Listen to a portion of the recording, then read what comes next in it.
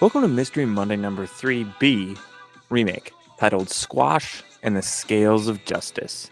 Here, as always, we'll make inferences to solve a mystery. Before we dive into the content of the story, let's talk quickly about what inferences are and how we, as readers, or as the audience, make effective inferences. First, you need to be able to identify what is explicitly stated in the text. We need to know what we're working with before we can identify what is left unsaid. Second, we need to be able to make the logical leap. These brain moves often follow the equation, we know blank, so we can effectively say blank. Right, there's where that logical leap happens. Thirdly, we can draw conclusions. We need to be able to draw conclusions and complete the previous sentence. We need to be able to add to the previous sentence, the one where it says we know blank, so we can effectively say blank. When we draw conclusions, we can add to that, and we can conclude what? So the conclusion that we can draw is the inference that we make. Once we make that inference, once we draw that conclusion, we've made an inference. So it starts with what's explicitly stated in the text. Then we need to make a logical leap, and then we draw conclusions based on that. And so before we get to some important context and a few other housekeeping pieces of this lesson, we need to talk about a couple of things. First, let's talk about what we're trying to accomplish. There's a QR code on the screen right now, and there will be a link as well to our learning scale. I'll reference this throughout the lesson, but it's important for you to familiarize yourself with the scale now. So here's the lay of the land. First, we'll talk vocab.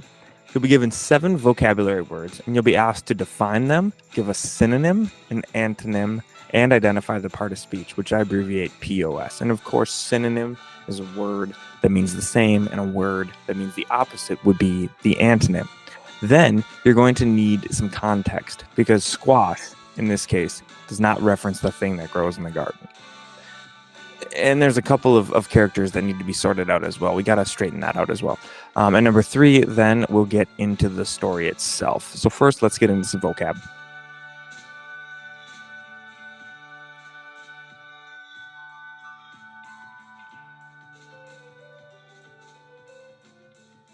And so a couple more things before we get into the story. First, let's learn about squash. So as you can see, squash is a game similar to racquetball, but there are 2 main differences. The first is that the actual racquetball in the game of racquetball is larger than a squash ball, and the court where racquetball is played is larger as well. Plus, the ceiling is played as out of bounds in racquetball, where that's not the case in squash.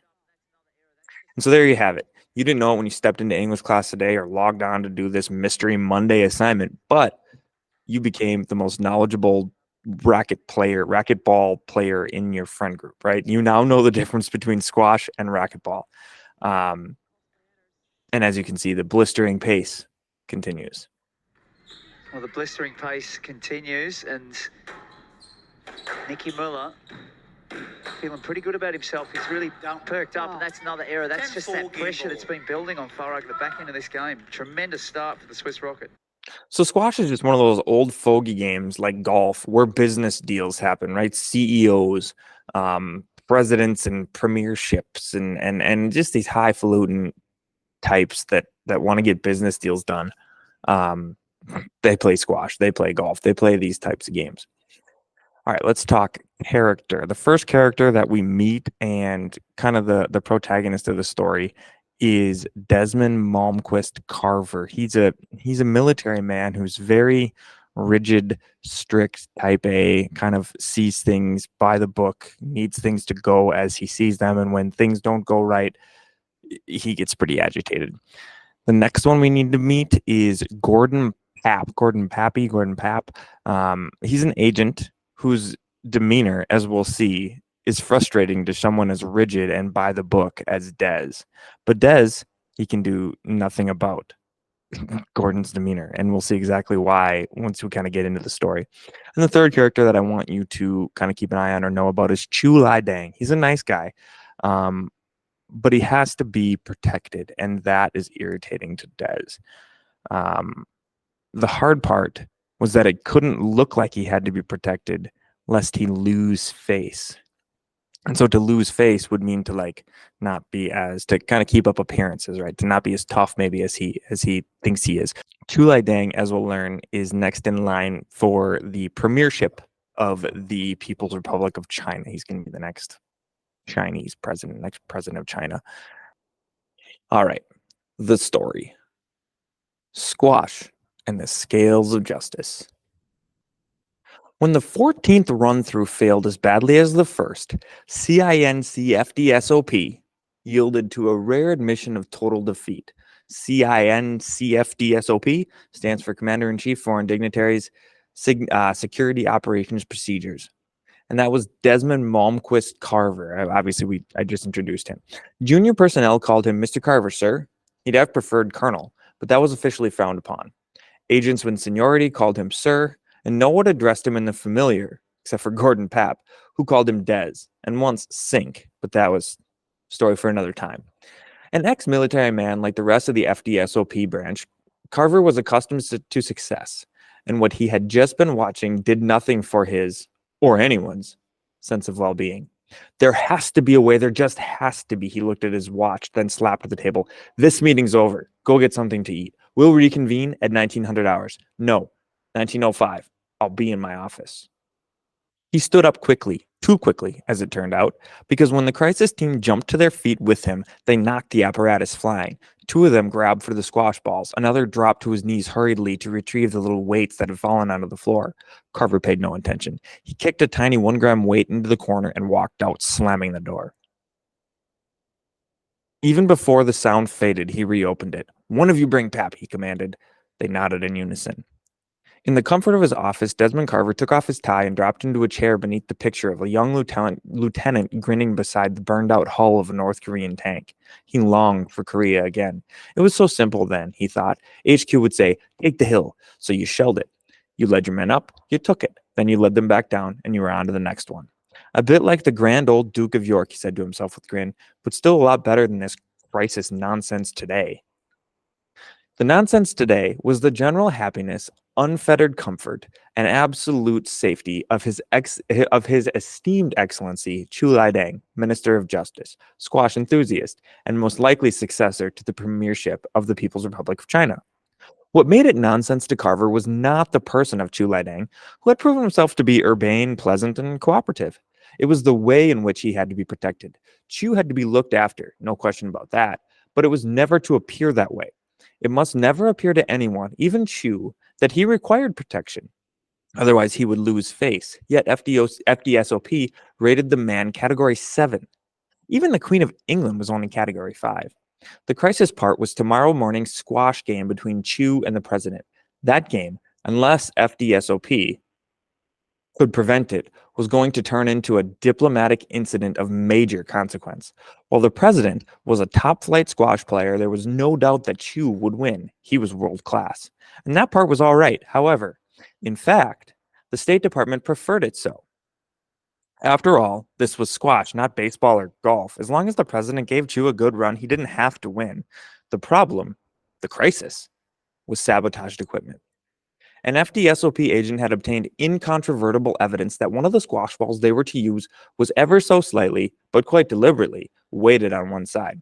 It would bounce just a little off center, a bit off true, and make both the president and Chu look like fools in front of hordes of media. A jouncing tap on the door startled Carver. Gordon Pappy Des, a cheerful voice announced. Not here. The door opened, then closed, and Gordon Pappy had taken the seat before Carver was even sure that what he was going to say. Heard you needed me, Pappy smiled, and proceeded to dangle his leg comfortably over the arm of his chair. He was oblivious to CFDSOP's fixation with protocol. The squash game? Carter willed himself to be calm. Gordon Pappy was the only non-military type in the branch. He was irreverent and irrepressible, but simply the best agent they had. When I read about Gordon Papp, I'm reminded of Maverick from the movie Top Gun. Mav is also overseen by very strict, rule-driven superiors in the Navy. Maverick and Goose, though, they're a little loose with the rules. They're much like Gordon Papp. They'll stretch the protocols, but they're good, and there's nothing that their commander can do about it. Tower, this is Ghost Rider requesting a flyby. Negative, Ghost Rider. The pattern is full. No, ma'am, this is not a good idea. Sorry, Goose, but it's time to buzz the tower.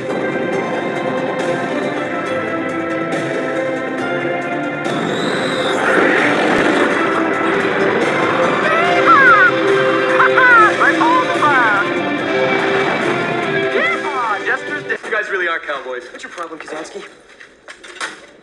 You're everyone's problem. That's because every time you go up in the air, you're unsafe. I don't like you because you're dangerous. That's right. Nice, man. I am dangerous. Maverick, you and Goose get your butts out of that flight gear and up to Viper's office now. Do your snot-nosed jockeys to fly-by on my tower at over 400 knots. I want somebody's butt. I want it now. I got it. I'm holding on too tight. I've lost the edge. I'm sorry, sir. I'm sorry.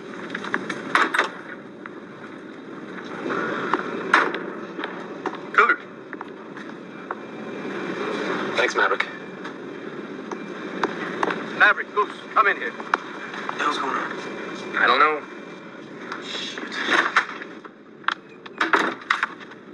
Maverick, you just did an incredibly brave thing.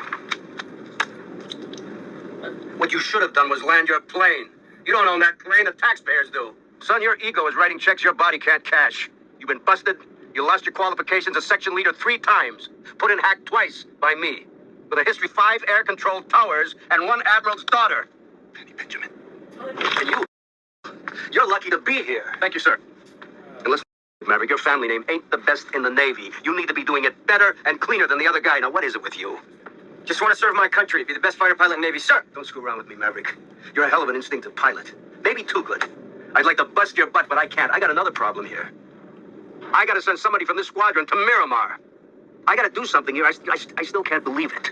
I got to give you your dream shot. I'm going to send you up against the best. You 2 characters are going to Top Gun.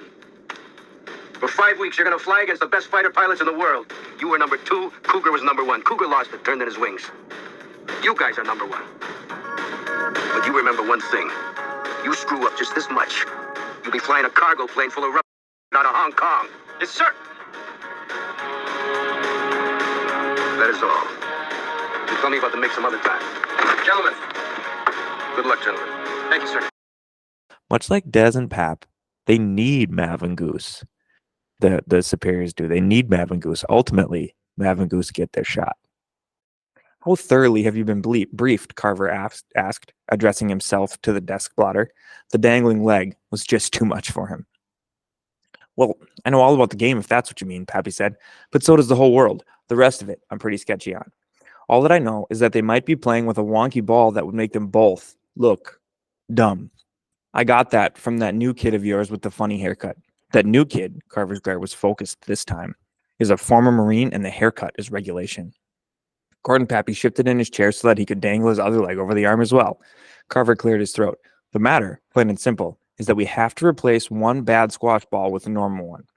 For the first time, Pappy sat up straight. I suppose, he said.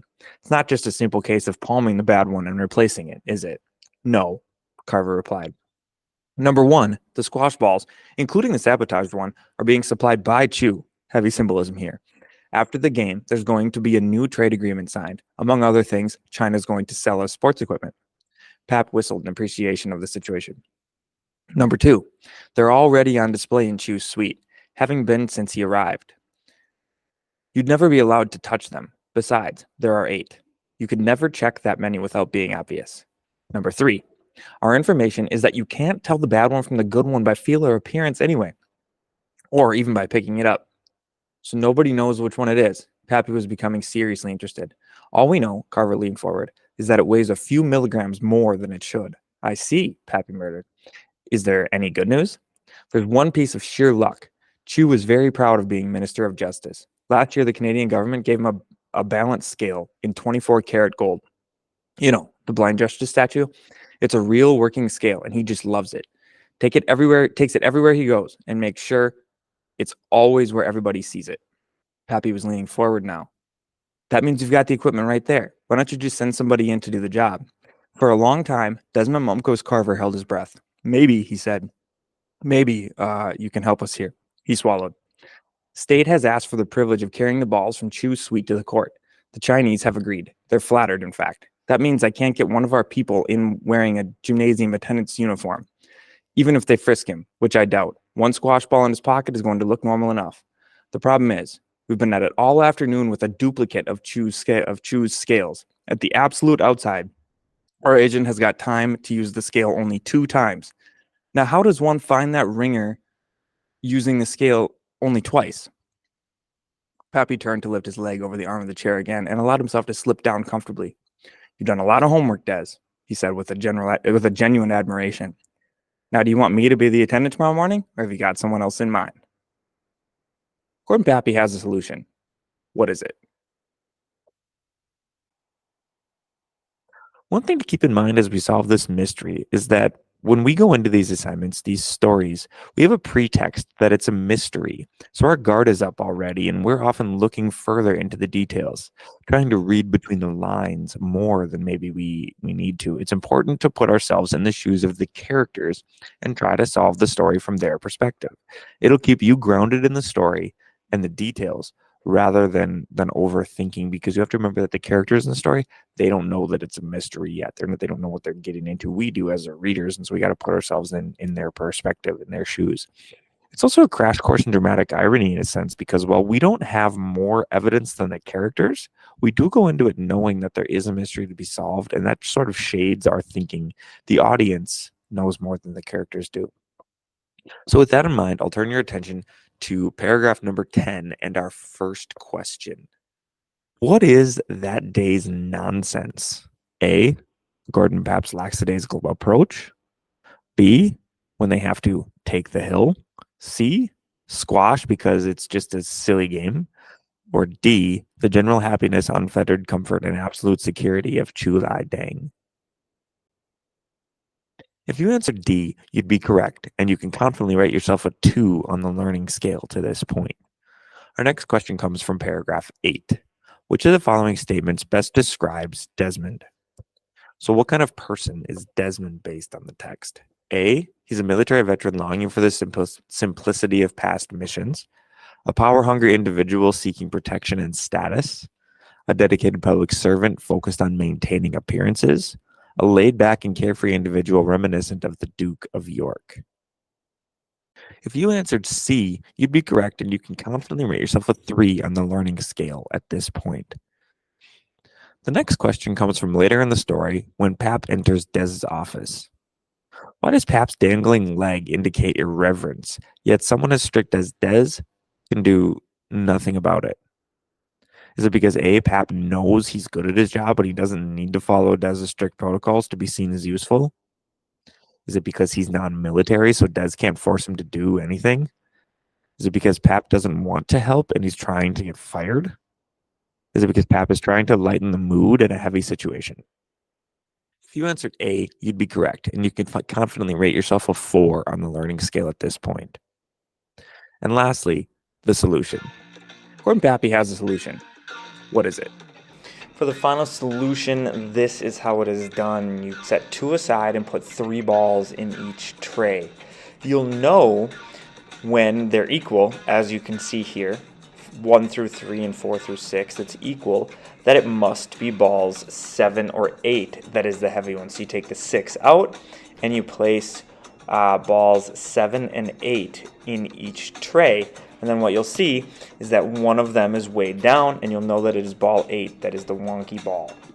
But what happens if you've done that same thing, 1, 2, 3, 4, 5, 6, and 7 and 8 are set aside, and let's say, like we see on the screen, 1, 2, and 3 weigh down the scale. That is an indication that one of those 3 balls is the heavy ball, and you need to make a change.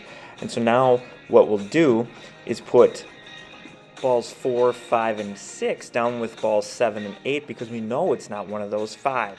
Then all we have to do is set ball 3 aside. 1 and 2 each go in the tray, and you'll find out which one's heavy. In this case, ball 1 weighs down the scale, and so you know that ball 1 is the heavy one. If they're equal, let's say they're equal, we know that it's ball 3. So that's how you can do that when you only have time for 2 weighs. As we wrap here, On the scale or on the screen is your learning scale. Please rate yourself accordingly to a 4, a 3, a 2, or a 1. And when you've completed this question, you've completed your assignment and earned your unit for today.